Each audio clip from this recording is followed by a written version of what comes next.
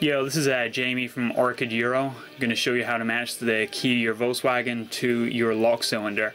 This is going to work on a Mark III Euro trunk lid that you may have bought from us, a Euro hatch, or else it'll also work in any Mark I or II door handle, and it's the same thing for Mark III door handles. Pretty much anything that uses a standard Volkswagen key, which looks pretty much like that.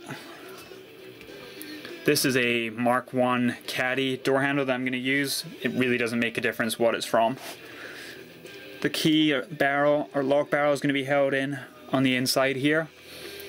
The door handles, it's a screw. On the Mark III Euro trunk lids or hatches, it's a circlip. So just remove the circlip. Don't be the jackass that hammers away at it to remove it and breaks it. And remember how everything goes together as well. There's a little spring in there that lets the lock return to its central position on the door handles, so don't lose that or forget how it goes. So we're pretty much almost done removing this here. What I'm going to do is push the lock out from the inside, and that's going to show us the guts, which is what we're going to work on today, which is the lock barrel here. So we're going to see it's covered in crap, which is pretty much normal.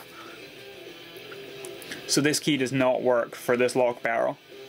You can see that there's little pins, 7 of them, running across both the top and bottom here. Wherever they're sticking up, it's not going to work. If I remove the key, you'll see the pins move.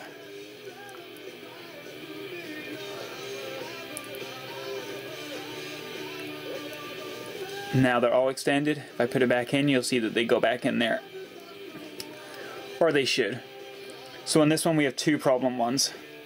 The outside here and this top one here.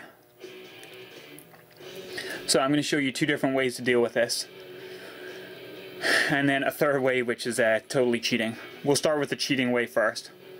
So this one's miles off, it's just nowhere near. All I'm going to do is remove the key, grab a hold of it.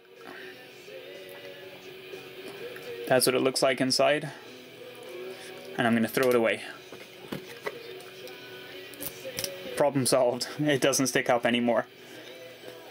Now obviously I've just removed 1/7 of the key matching points, so it is definitely not a way to keep your car secure on that.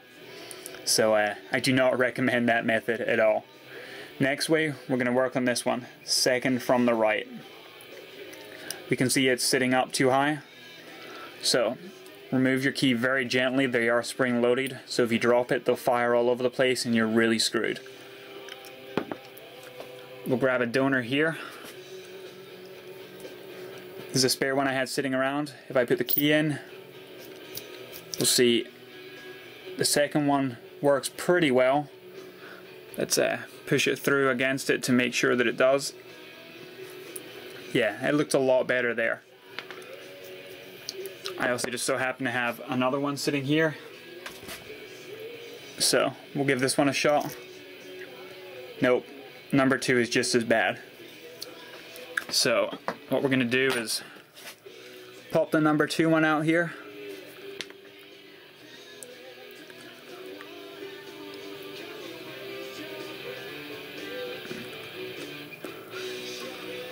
So that's the number 2 removed. I'm going to remove the number 2 one here as well. When you remove it, you're going to see that it has a little tab on the side. That little tab matches where the spring is on the inside, the little circle just at the very top there.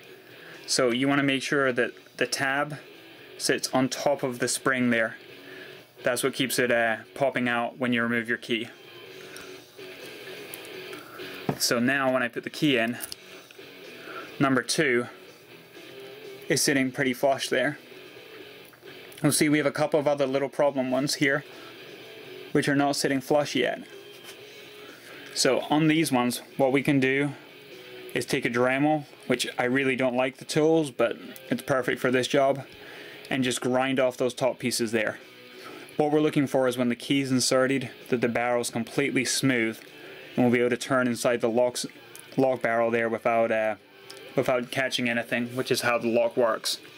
So grab your Dremel, and just gently grind away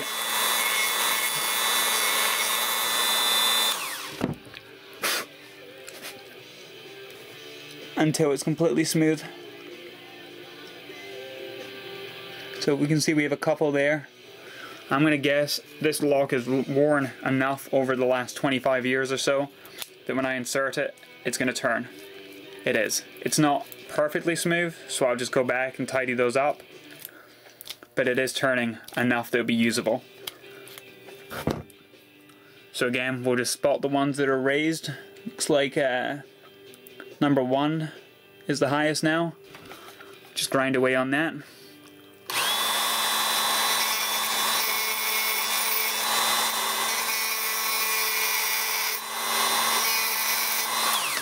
Now this is reducing the security of your car again. It's going to match this key and the one that was originally on the barrel.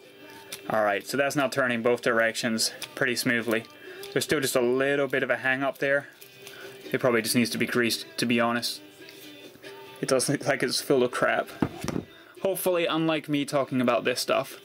So, that should be enough to get you going on your Mark III Euro trunk or your Mark 1 or 2 that has just mismatching keys.